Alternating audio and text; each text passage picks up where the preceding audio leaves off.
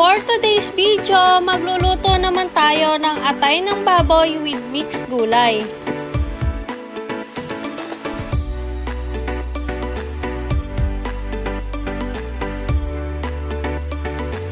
Ngayon, nabasa pa naman ang ating pan. Painitin lang natin ito till ma-absorb at mawala ang water sa pan.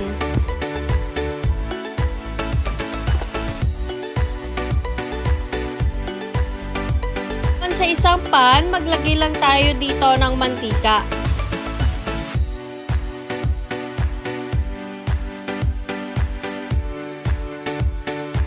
Ngayon na mainit na ang mantika, maglagay naman tayo dito ng sibuyas at bawang.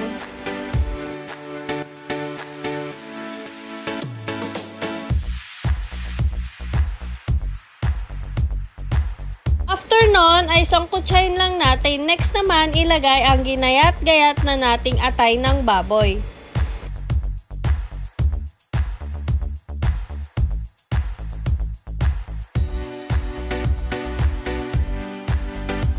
Next naman nating ilagay ang chop suey gulay mix na nabili natin sa palengke.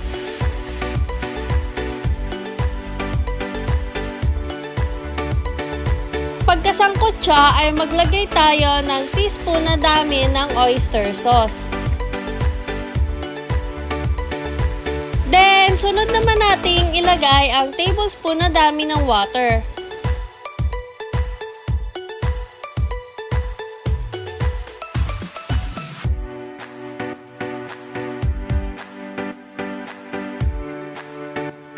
Ngayon naman ay maglagay na tayo ng teaspoon of salt.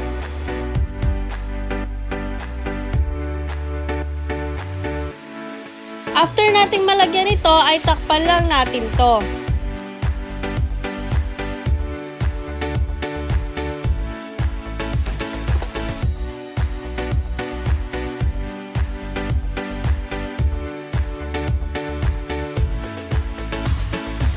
Tayin lang natin ito ng ilang pang minuto.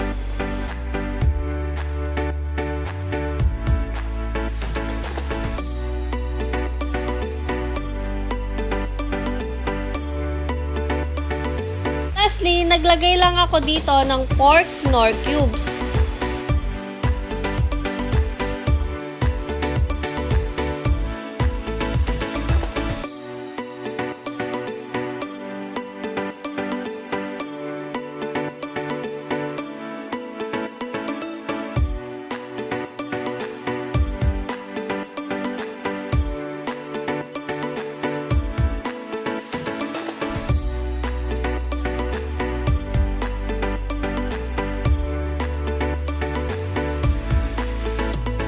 For more budget meal videos, comment down below your request.